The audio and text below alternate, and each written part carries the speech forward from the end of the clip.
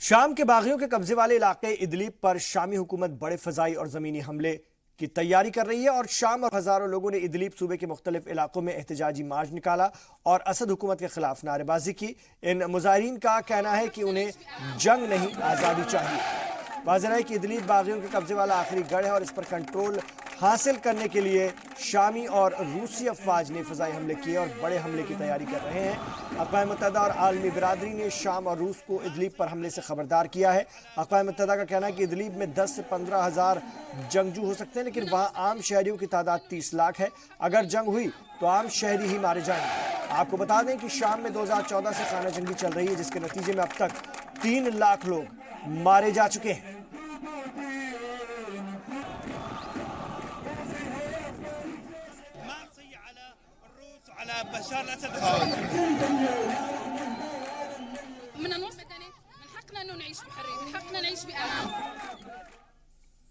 इधर शामी बहरान से निपटने और वहां आईनी कमेटी तश्कील देने के हवाले से जेनेवा टॉक बिना किसी मुआहदे तक पहुंचे इख्तिताम पजीर हो गया। शाम के लिए अक़वाम मुत्तहिदा के खुसूसी एलची स्टीफन डी मस्तूरा की जानिब से इस इजलास का इनेकाद मिनी वर्किंग ग्रुप के ममालिक के साथ मिलकर किया गया था।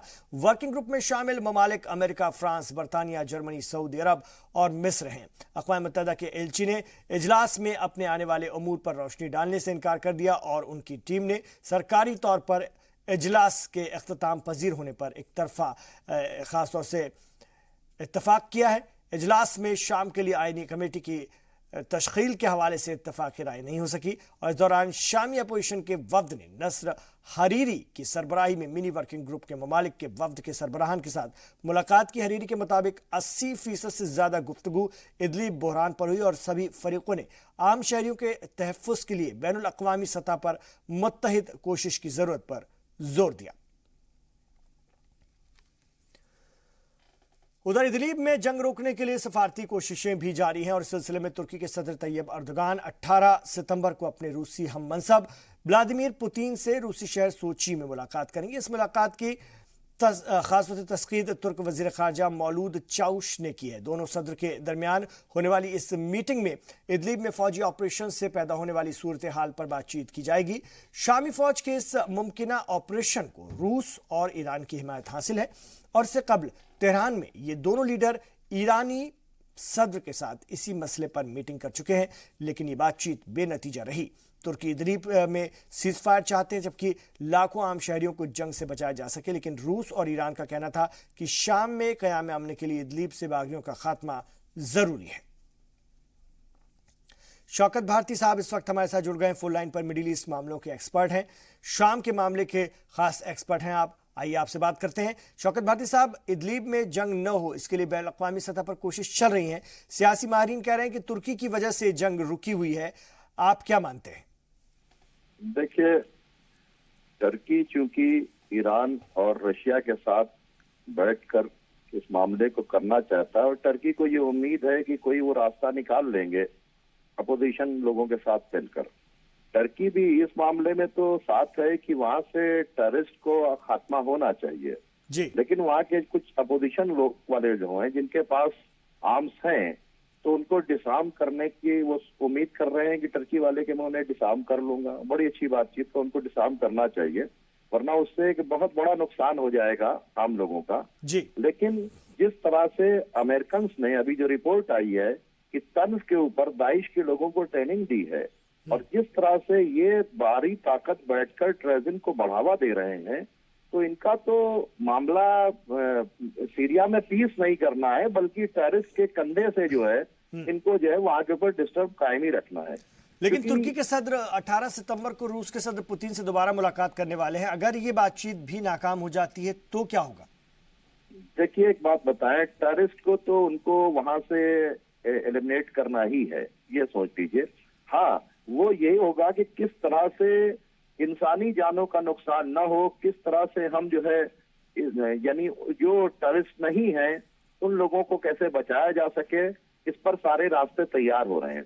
लेकिन इस जंग को भड़काने में जो पूरा रोल अदा कर रहे हैं अमेरिका साहब, पूरे तरीके से वहां के ऊपर केमिकल अटैक को फैब्रिकेट किया जा रहा है और तमाम मेडिटेरियन सी के अंदर और तमाम आप देखिए उनके बेड़े लगे हुए हैं वो हमला करना चाहते हैं पूरे तरीके से। तो हमारी एक बात नहीं समझ में आती कि एक हुकूमत को टॉपल करने के लिए पूरा जोर लगाया जा रहा है, और एक जो टॉपल कर दिया गया है यमन का, ठीक है, उसको फिर से बैठाने के लिए यमन पर अटैक हो रहा है।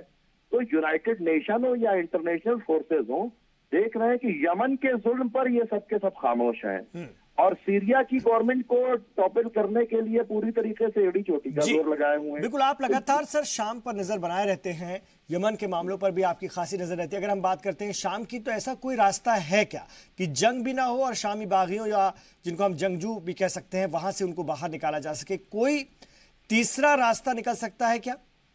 देखिए, ये रास्ता बिल्कुल निकल सकता है। जो बात इन्होंने की थी, क्या नाम है, रशिया ने और ईरान ने, कि बैठकर भाई ये जो जॉर्डन भी हैं बल्कि यूएस भी आए, बैठकर इस चीज को करें कि हमको टेररिस्ट को जो है सपोर्ट नहीं करना, उनको वो करना है। तो टेररिस्ट को अगर सपोर्ट मिलना बंद हो जाएगा तो वो एक ह्यूमन शील्ड नहीं बना पाएंगे। उनको आर्म्स ऑफ नेशन जो ताकतें दे रही हैं, वो जिनके भरोसे के ऊपर लड़ने से, की सीरियन आर्मी से लड़ने के लिए तैयार है, तो उनके पीछे कौन लोग हैं, किनके असला हैं, कौन उन्हें सपोर्ट कर रहा है? तो वो लोग जब बैठकर जो चाहते हैं कि जंग बंद हो जाए, तो उनको ये भी चाहिए कि वहां से जो है टेररिस्ट को किस तरह से एलिमिनेट किया जाए। यूनाइटेड नेशन ने भी इसको कहा है कि नहीं, यहाँ से टेररिस्ट को एलिमिनेट होना बहुत जरूरी है, लेकिन उस पर काम करने में पूरी तरीके से तैयार नहीं है, बल्कि उनको सपोर्ट करने के लिए बहुत सी वहां की फोर्सेस जो हैं, वो उसमें स्पेशली जो है इसराइल है, स्पेशली अमेरिका और सऊदी अरेबिया है, ये सब के सब जो है वहां पर टेररिस्ट को सपोर्ट कर रहे हैं पूरे तरीके से। जी, ये है हालात बने हुए वहां के। जी, बहुत शुक्रिया शौकत भाती साहब अपनी अहम राय रखने के लिए इस खबर पर, इस मौजू पर। इधर इस्राएली अफवाज ने जुमे के रोज गाजा सरहद पर एहतजाज कर रहे 3 फिलिस्तीनियों को गोली मारकर हलाक कर दिया।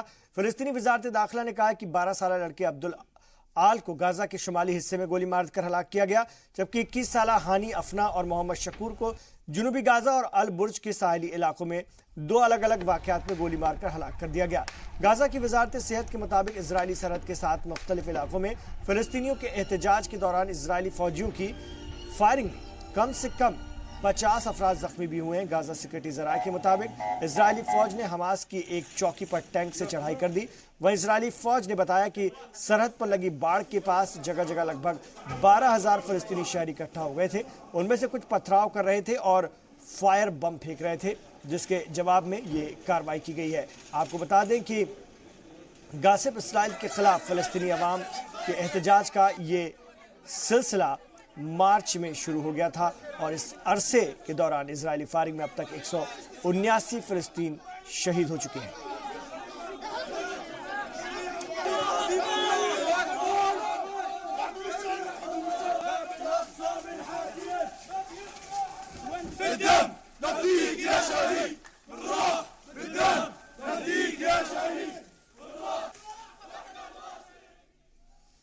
उधर फिलिस्तीनी हुकूमत ने कहा है कि अमेरिका मशरिक़ वस्ता में अमन चाहता ही नहीं है। फिलिस्तीन के सीनियर हुक्काम साहिब अरकात ने कहा कि अमेरिका फिलिस्तीन के खिलाफ एक तरफा कदम उठा रहा है, जिससे ये बात वाज़ेह हो जाती है कि ट्रंप इंतजामिया हालिया महीनों में अमन मुज़ाकरात नहीं चाहती है। अरकात का यह बयान ऐसे वक्त में आया है जब मशरिक़ वस्ता के अमेरिकी सफ़ीर जेसन ग्रीनबार्ट ने कहा कि अमेरिका मशरिक़ वस्ता में अमन कायम करने के लिए जल्द एक प्रपोजल ला रहा है, और अब ये इसराइल और फिलिस्तीन पर मुनहसर करता है कि वो इसे किस तरह लेते हैं।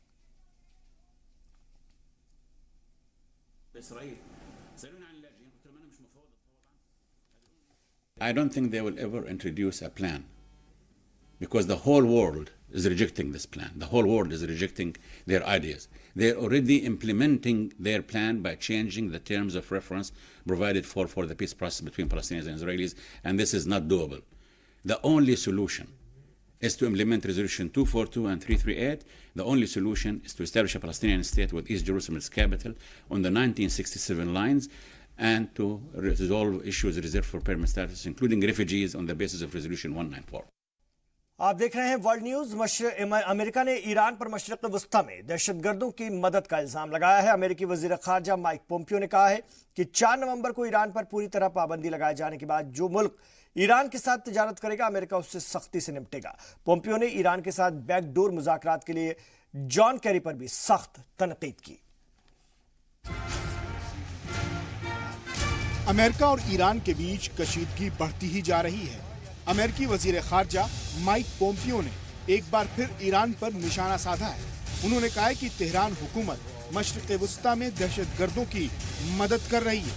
पोम्पियो ने ईरान पर खुफिया तौर पर मिसाइल और जौहरी प्रोग्राम जारी रखने का इल्जाम लगाया। वजीर खारजा ने कहा कि ईरान के खिलाफ पाबंदी 4 नवंबर को पूरी तरह से लागू हो जाएगी। इसके बाद जो भी मुल्क ईरान के साथ तिजारती रिश्ते रखेगा, अमेरिका उससे सख्ती से निपटेगा। No mistake about it, come November 4th, there will be a fundamentally different set of rules with respect to anyone who deems it necessary to engage with in economic activity with the Islamic Republic of Iran. It is a big, important day. You can see many countries already taking actions to move out of Iran, to discontinue doing business with them in advance of the November 4th deadline. They understand, I think, not only the seriousness of the U.S. sanctions, but I think they're also coming to see that this activity is supporting the exact kinds of malign activity that President Trump has been talking about since the first day he took office. Mike Pompeo ने ईरानी ओहदेदारों के साथ backdoor channel के जरिए मुलाकात और बातचीत के लिए अमेरिका के साबिक वजीर खारजा जॉन कैरी को शदीद तनकीद का निशाना बनाया। पोम्पियो ने इल्जाम आयद किया कि कैरी ईरान के हवाले से अमेरिकी सदर ट्रंप की पॉलिसियों को सबोताज करने की कोशिश कर रहे हैं। A former Secretary of State engaged with the world's largest state sponsor of terror. And according to him, right? You don't have to take my word for it. These are his answers. He was talking to them. He was telling them to wait out this administration. You can't find precedent for this in U.S. history, and Secretary Kerry ought not to engage in that kind of behavior. It's inconsistent with what the foreign policy of the United States is, as directed by this president. आपको बता दें कि साबिक वजीर खारजा John Kerry के दौरे इख्तिदार में ही Iran के साथ जौहरी समझौते किए गए थे, लेकिन मौजूदा अमेरिकी ट्रंप ने इस साल मई में ईरान के साथ जौहरी डील से दस्तबरदारी का ऐलान किया, जिसके बाद अमेरिका ने ईरान पर सख्त माशी पाबंदी लगा दी है। वहीं ईरान अब भी इस डील की पासदारी कर रहा है। ईरान का कहना है कि वो उस वक्त तक इस समझौते में बने रहेंगे जब तक ईरानी अवाम का इसमें मफाद है।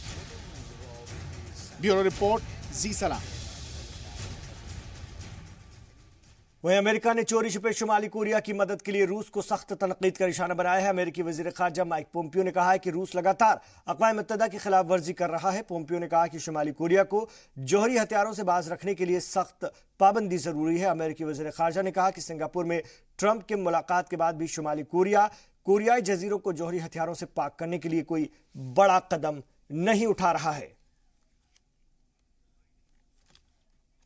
Russia has actively attempted to undermine the UN Security Council resolutions, the work of the 1718 committee, the committee at the UN that evaluates compliance with sanctions, by attempting to change the language there. I hope that the 1718 committee will do what it has historically done. The United States is as committed as ever to continuing to enforce those UN Security Council resolutions. We believe they are central to President Trump's efforts to convince Chairman Kim that full, final denuclearization of the Korean Peninsula is necessary and that it needs to be done in a way that the world can see. अमेरिकी सदर Donald Trump ने हुक्म दिया कि चीन से आने वाली मसनूआत पर 200 अरब डॉलर के नए टैक्स के लिए काम शुरू कर दें, लेकिन ऑफिशियल तौर पर इसका ऐलान नहीं किया गया है। ब्लूमबर्ग में शाया होने वाली एक रिपोर्ट में बताया गया कि सदर ट्रंप की तरफ से चीनी मसनूआत पर टैक्स लगाने का ऐलान एक ऐसे वक्त में किया गया है जब दूसरी जानिब अमेरिका के वजीर खजाना स्टीवन म्नुचिन चीन के साथ तिजारती तनाज़ा हल करने के लिए दोबारा बातचीत की कोशिश कर रहे हैं। अमेरिका के इस ऐलान के बाद चीन की तिजारत मुतासिर हुई, जिससे डॉलर की शरह में बेहतरी और चीन की करेंसी युआन की कदर गिर गई है। नए टैक्स लगाने की तैयारी सदर ट्रंप की उस धमकी के बाद हफ्ते को शुरू हुई थी जिसमें कि ट्रंप ने 200 अरब डॉलर के नए टैक्स लगाने की बात कही थी। ट्रंप इंतजामिया पहले ही 50 अरब डॉलर की चीनी अशिया पर इजाफी टैक्स लगा चुका है। अमेरिकी सदर डोनाल्ड ट्रंप के साबिक तशरीरी मुहिम के चीफ पॉल मैनफोर्ट ने सदारती इंतखाबात में रूसी मुदाखलत को लेकर चल रही जांच में ताउन का समझौता किया। उन्होंने मनी लॉन्ड्रिंग और गलत तरीके से लॉबिंग के मामलों में दूसरे ट्रायल से बचने के लिए अपनी गलती कबूल करते हुए ये समझौता किया है। कबील इस्तगासा ने वॉशिंगटन की फेडरल कोर्ट को ये जानकारी दी है। 69 बरस के मैनफोर्ड को अगस्त में मालियाती धोखाधड़ी के 8 मामले में कसूरवार ठहराया गया था और इसके अलावा उन्होंने अमेरिका के खिलाफ साजिश रचने और कानून के रास्ते में रुकावट डालने का इल्जाम कबूल किया है। समझौते के तहत मैनफोर्ड सदारती इंतखाबात में रूस की मुदाखलत की जांच कर रही है और खुसूसी वकील रॉबर्ट मूलर की मदद करेंगे। बदले में उनकी सजा कम हो सकती है। पॉल मैनफोर्ड के इस कबूलनामे से वस्त मुद्दती इंतखाबात में रिपब्लिकन पार्टी को धचका लग सकता है। हालांकि व्हाइट हाउस का कहना है कि समझौते से ट्रंप का कोई लेना देना नहीं है।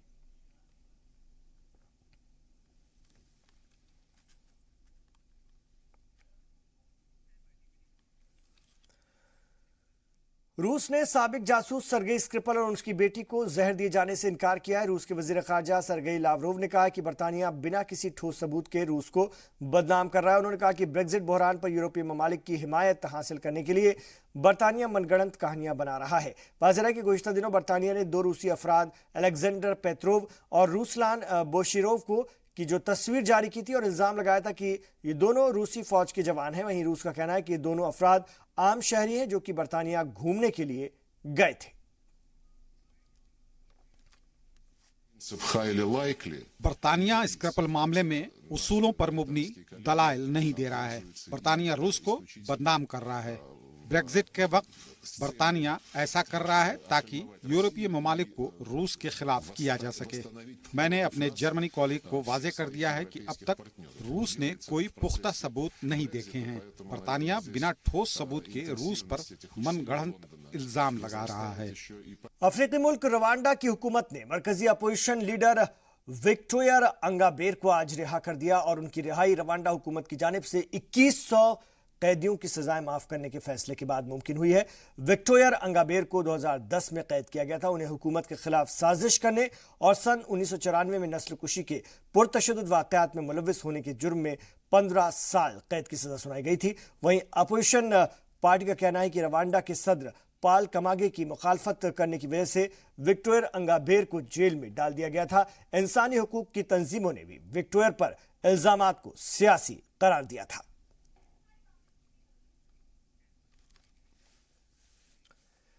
वेनेजुएला में माशी बहरान के सबब लोग मुल्क छोड़कर भाग रहे हैं। पड़ोसी मुल्क कोलंबिया और ब्राजील पर गैर कानूनी तरीके तारिक वतन का बोझ बढ़ता ही जा रहा है। अमेरिकी बर्रे आजमों की तंजीम के सेक्रेटरी जनरल लुइस अल मार्गो ने इम्कान जाहिर किया है कि वेनेजुएला में जमहूरियत की बहाली और इंसानी अलमिया की सूरत हाल को ख़त्म करने के लिए फौज कुशी की जा सकती है। अल मार्गो ने ये बात कोलंबिया की सरहद पर मौजूद वेनेजुएला के मुजाहिरीन कैंप के दौरे के बाद कही। इस मौके पर उन्होंने वेनेजुएला के सदर निकोलस मदुरो को डिक्टेटर बताया। उन्होंने कहा कि वेनेजुएला के सदर की वजह से सारे इलाके में मुहाजिरीन का बहरान पैदा हो गया है। गुज़िश्ता बरस अमेरिकी सदर डोनाल्ड ट्रंप ने भी फौज कुशी के खदशे का इजहार किया था।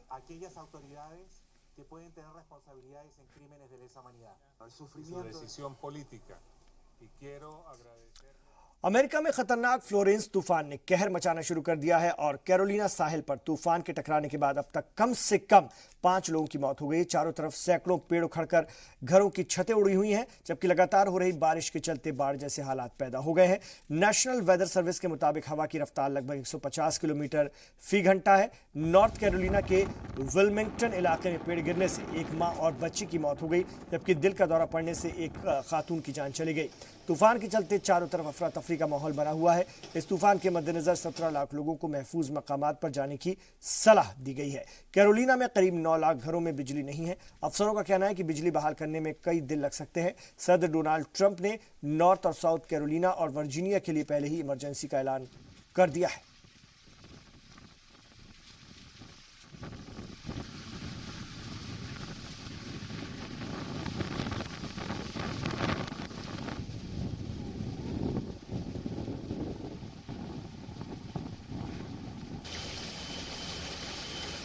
अमेरिका की कैरोलिना रियासत में तूफान से तबाही, जबरदस्त तरीके से पानी भरा।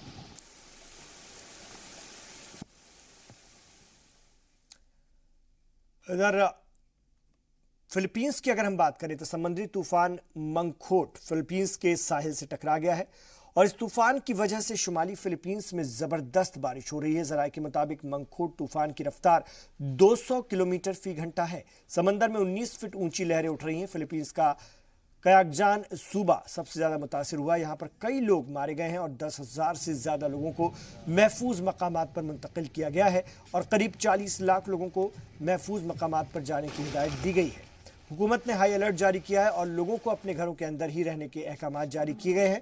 स्कूल कॉलेज बंद कर दिए गए हैं और आर्मी को अलर्ट पर रखा गया है।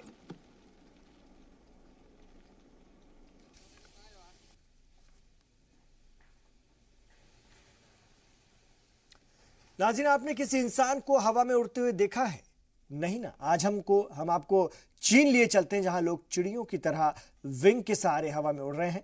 आप भी देखिए खतरनाक लेकिन दिलचस्प नजारा। तो पंखों के सहारे उड़ने की इंसान की जो चाहत है, कोशिश है, उसको कभी ना कभी पंख लगे, ये सोचते हुए लोग ऊंचाई से विंग्स के सहारे कूदते हैं और उसके बाद कोशिश करते हैं कि वो उड़े। यही सोच थी जिसने हवाई जहाज के बनाने में एक बहुत बड़ा रोल अदा किया। लेकिन फिर भी इंसान की ख्वाहिश है, आज वो हवाई जहाज से और प्लेन से उड़ तो लेता है, लेकिन उसकी ख्वाहिश है कि वो पंछियों की तरह, परिंदों की तरह पर फैला के उड़े। इसके लिए लगातार कोशिश चलती रहती है। बलून्स का इस्तेमाल भी किया था, और भी तरीके हैं जिसके जरिए खासतौर से ग्लाइडर के जरिए भी उड़ने की कोशिश होती है। लेकिन इंसान हमेशा ये सोचता रहा कि वो पंख फड़फड़ाकर उड़ना सीखे और उसके लिए तमाम तजर्बे किए जाते रहे हैं। और हो सकता है कि वो दिन भी आए जब ऐसा मुमकिन हो। लेकिन फिलहाल आप ये कोशिश देखिए, बहुत ऊंची चट्टान से लोग कूदते हैं और कोशिश करते हैं कि वो पंखों के सहारे कुछ देर तक ही सही हवा में उड़े।